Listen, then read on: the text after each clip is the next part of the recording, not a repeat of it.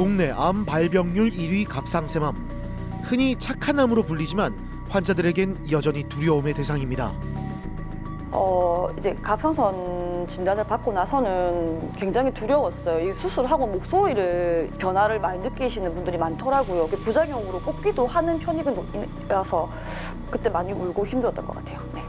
다들 뭐 별거 아니라고 하지만 내 몸에 암세포가 있다는 게 조금 무섭기도 하고 두려워서 좀 많이 울었어요. 갑상샘은 신체의 제어센터로 갑상샘 호르몬을 생성하고 분비하는 곳입니다.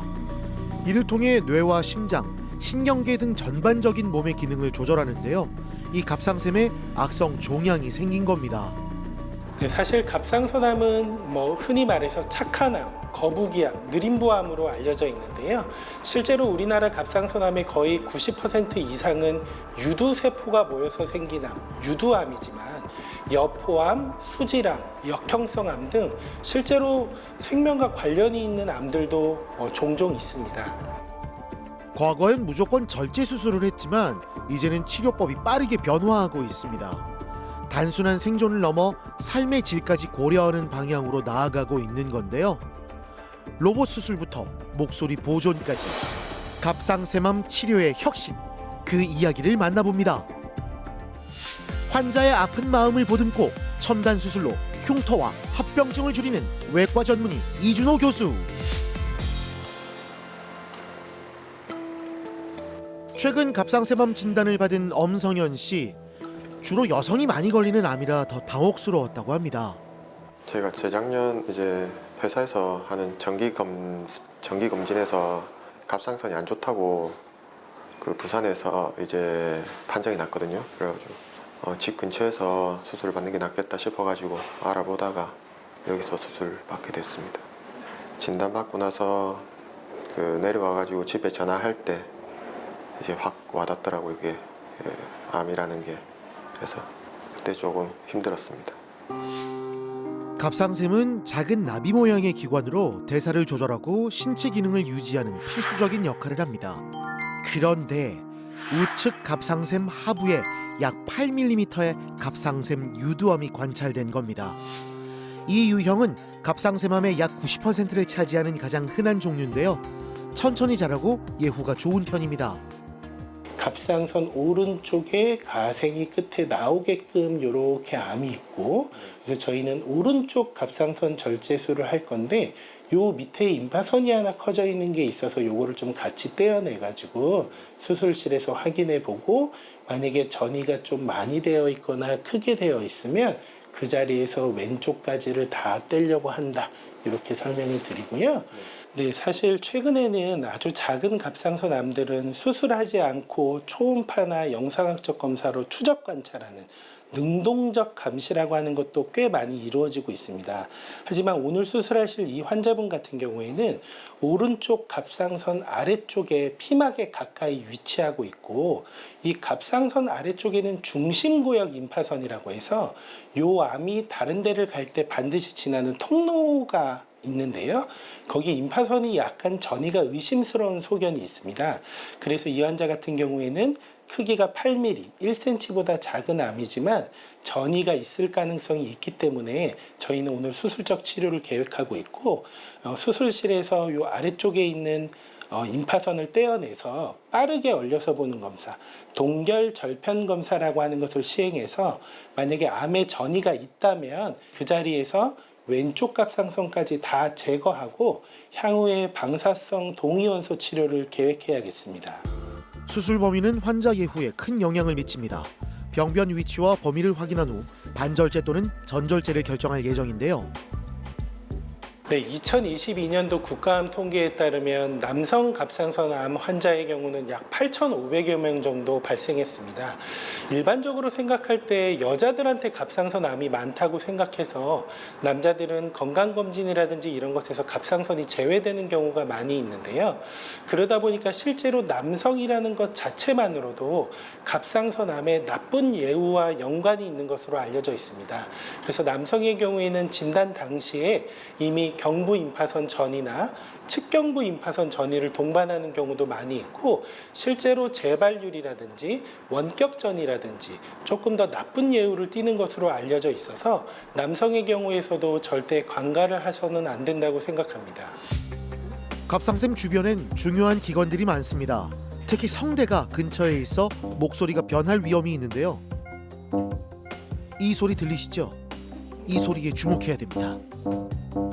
네, 지금 요거는 수술 중에 성대 신경을 육안으로만 잘 보존하는 게 아니고 전기적 신호가 잘 가는지를 확인하고 있습니다. 그래서 왜 우리 휴대폰 충전선 같은 거 멀쩡해도 충전 안 되는 경우가 있잖아요.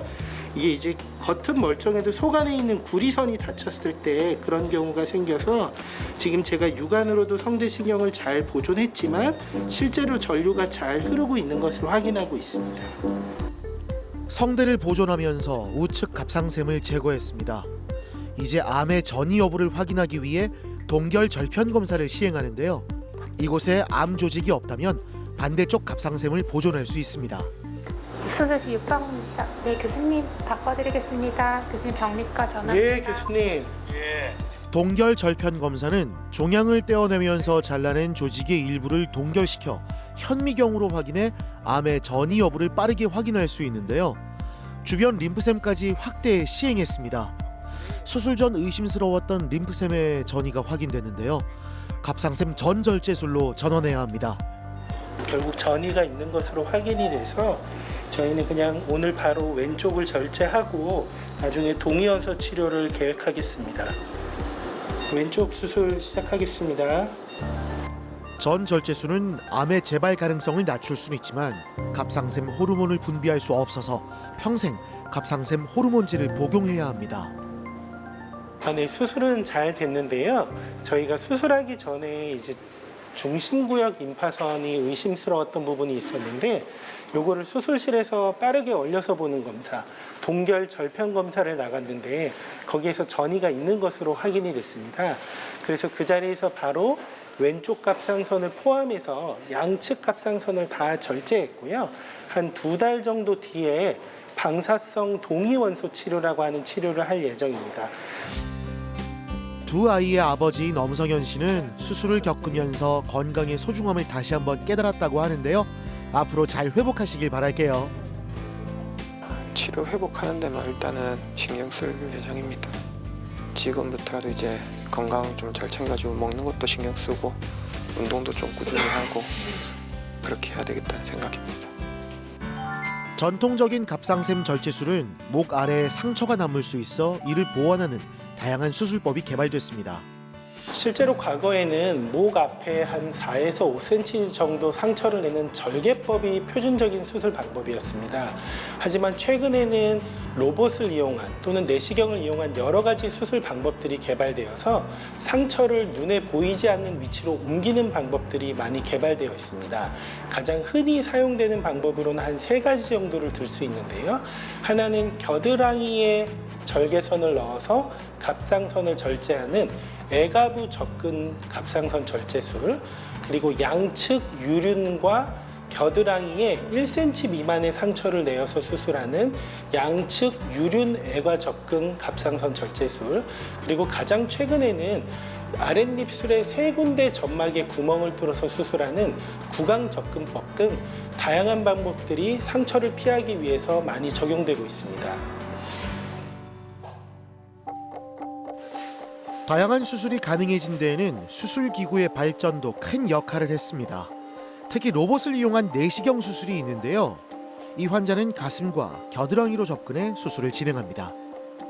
네, 지금 수술할 53세 여자 환자분은 갑상선 오른쪽 아래쪽에 9mm짜리 갑상선 유도암이 있었던 환자입니다. 이제 구강으로 하기에는 조금 부담스러워 하시고 또 기존의 절개법으로 수술하기에는 또 상처에 예민하신 편이셔서 그래서 양측 애과 유륜 접근법을 통해서 목에 보이는 상처는 없애면서 양쪽에 아주 한 8mm 정도 되는 조그만한 상처를 남기려고 하고 있습니다. 카메라 하나와 로보트 팔 3개가 들어가서 수술을 진행하고요. 피막 침범이라든지 이런 건 의심되지는 않지만 수술실에서 중심구역 임파선을 떼어서 한번 전이가 있는지를 확인해 볼 예정입니다. 다행히 전이가 없어서 한쪽의 갑상샘은 보존할 수 있습니다. 힘든 순간마다 곁을 든든히 지켜준 남편에게 말로 다 못할 고마움을 느끼고 있다고 하네요. 괜찮아요. 고생했다. 고마워요. 당신도 간호한다고 고생했어요. 네, 많이 울었어요. 저 이게 뭐지라는 생각을 하고 다들 뭐 별거 아니라고 하지만 내 몸에 암세포가 있다는 게 조금 무섭기도 하고 두려워서 좀 많이 울었어요. 너무 좋죠. 아 좋지. 예, 예. 뭐 이런 말을 표현이 없습니다. 선생님 말씀하신 대로 뭐 첫날, 둘째 날, 셋째 날 차이가 있는데 지금은 되게 편안하고 제가 어디가 아팠나라는 걸 못 느끼게 편해요. 그래서 너무 기분이 좋아요. 일단. 목에 상처가 남지 않았고 병변도 잘 아물고 있습니다. 거울을 볼 때마다 흉터를 보지 않을 수 있어 가장 좋으시다네요. 저희가 요 중심구역 임파선을 떼어가지고 여기 혹시 암이 왔는지 안 왔는지 확인해 봤는데 전이가 된 게 없었어요. 그래서 오른쪽만 떼는 수술로 잘 마무리했고요. 일단 저희는 갑상선 호르몬 약을 먹지 않는 채로 남아있는 왼쪽이 하나의 일을 잘 하는지 한번 지켜볼 거거든요.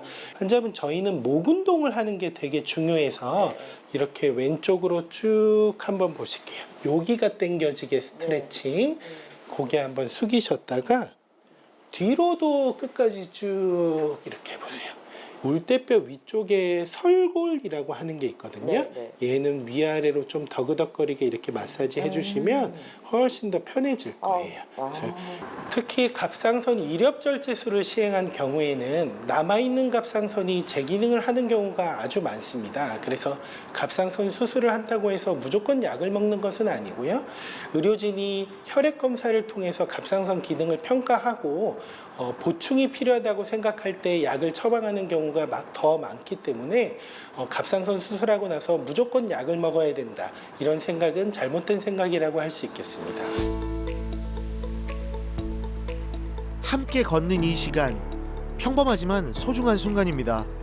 병을 마주한 뒤 일상의 소중함을 더 깊이 깨닫게 됐다는데요.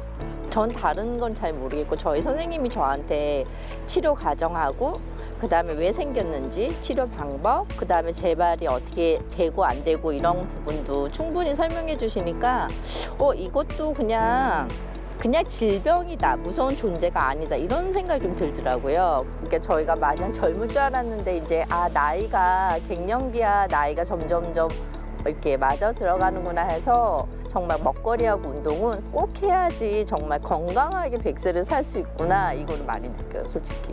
그래서 운동 시작한 지도 됐고 열심히 해보려고요.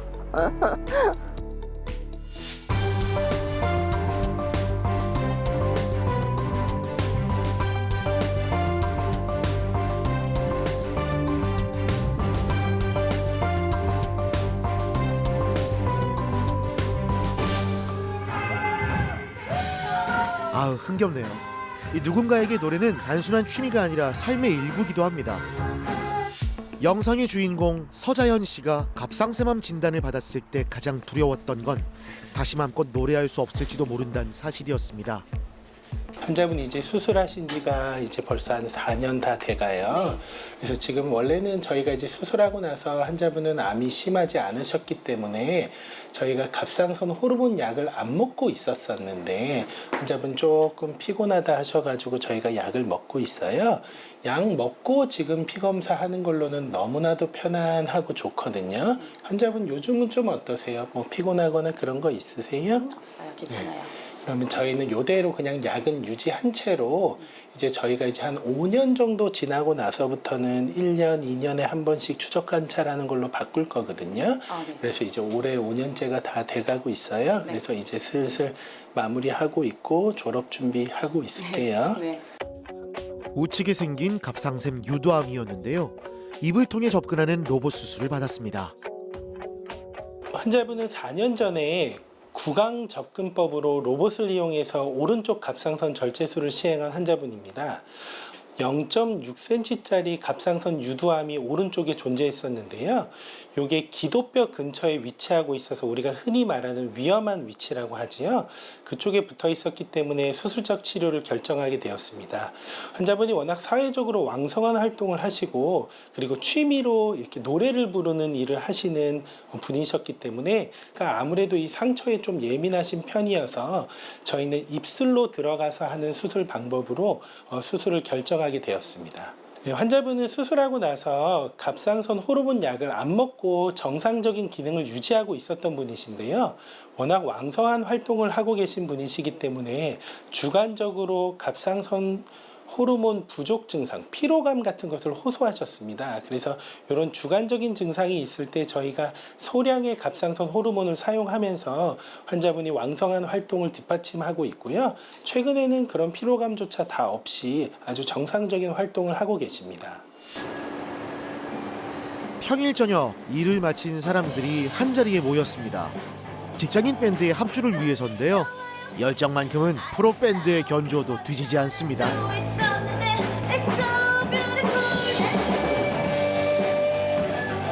저희는 매주 화요일마다 만나서 연습을 하고 있고요. 피곤할 법도 하겠지만 저희는 음악을 너무 사랑하기 때문에 안 피곤하고 열심히 연습하고 있습니다. 스테리라는 밴드 이름처럼 그들의 열정도 반짝이고 있습니다. 하지만 갑상샘 수술 후에도 노래하는데 문제가 없었을까요? 함께 연주하는 동료들은 어떻게 생각할까요?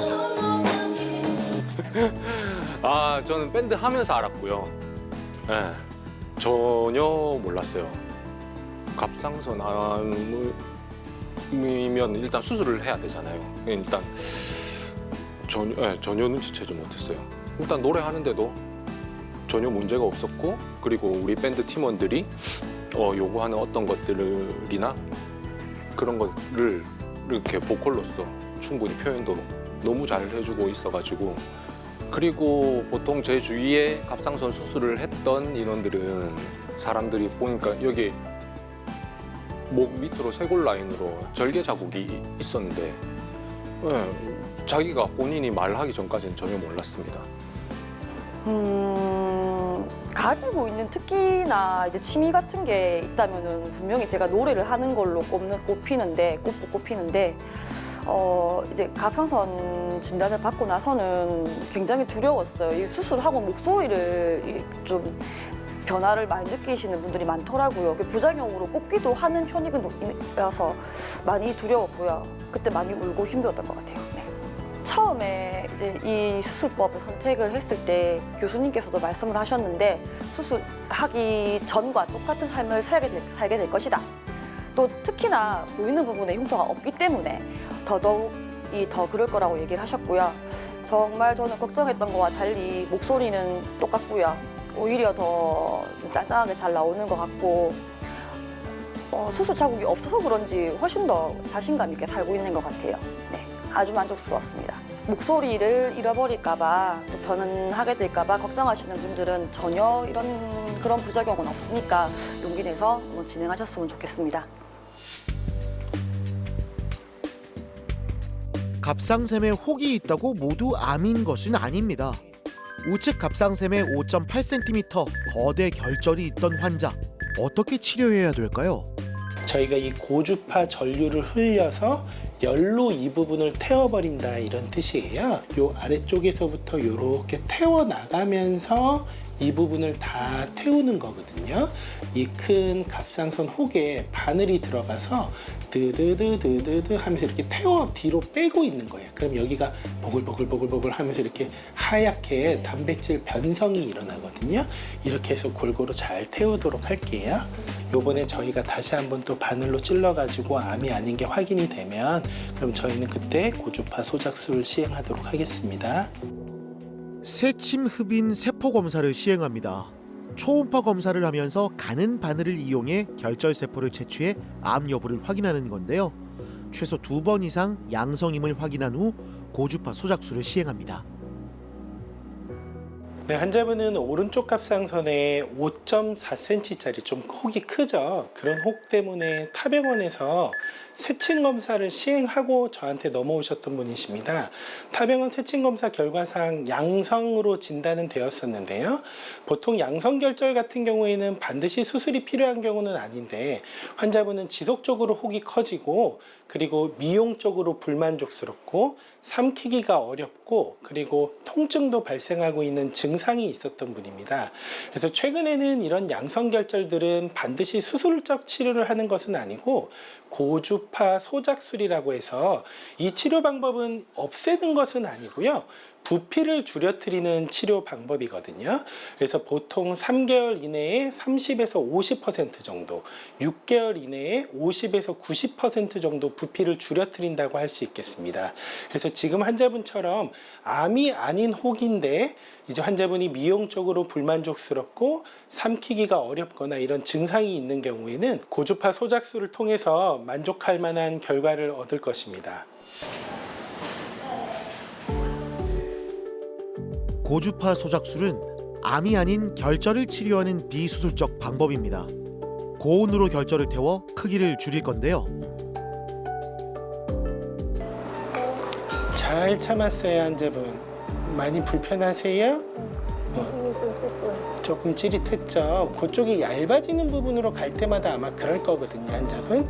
그럴 힘은 좀 셌어요. 네, 맞아요. 저희한테 얘기해 주시면 또 잠깐 멈추면 되니까요. 그렇게 말씀해 주세요. 고주파 소작술을 시행하고 있는 장면인데요. 이 바늘 끝에 전기가 나가는 팁이 있습니다. 그래서 이게 이제 60도 이상의 고온의 온도를 만들면서 갑상선의 양성결절의 단백질 변성을 유발시키는 건데요. 그래서 지금 보면 이렇게 긴 전장의 바늘을 확인하면서 이렇게 갑상선 조직을 태워 나가고 있고요.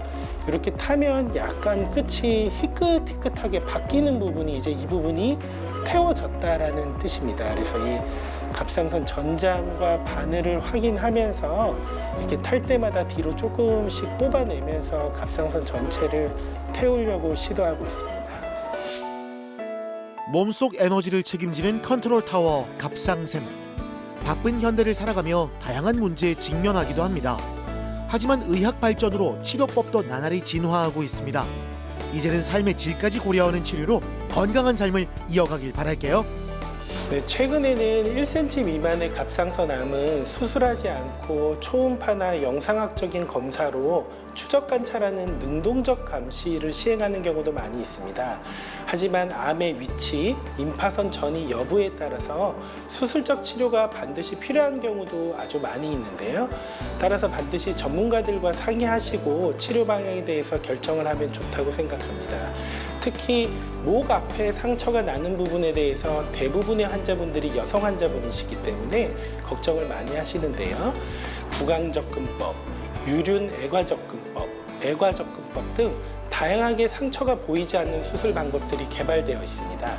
따라서 이런 수술 방법들로 저희가 치료를 하게 되면 목 앞에 상처가 남는 것에 대한 걱정을 줄일 수 있고요. 또한 수술을 할 때 목소리가 쉬면 어떡하나 이런 걱정도 많이 하시는데 되돌이 후두신경 감시술, 신경 감시술을 통해서 육안으로 성대신경을 잘 보존하는 것뿐만 아니라 정기적 신호가 잘 가는 것을 확인할 수 있기 때문에 합병증의 위험도가 많이 낮춰졌다고 할 수 있겠습니다. 특히나 암이 아닌 양성 종양의 경우에 증상을 유발한다면 반드시 수술을 할 필요는 없고 고주파 소작술 등을 통해서 저희가 증상을 완화시키는 치료법도 있다고 할 수 있겠습니다. 이처럼 능동적 감시부터 수술, 고주파 소작술까지 다양한 방법들이 갑상선을 치료하기 위해서 존재하고 또 성대신경을 보존하기 위한 방법, 상처가 눈에 띄지 않게끔 위치를 옮겨서 수술하는 방법들이 개발되어 있으므로 환자분들께서는 너무 크게 염려하지 마시고 전문가와 상의하셔서 치료 방향을 결정했으면 좋겠습니다.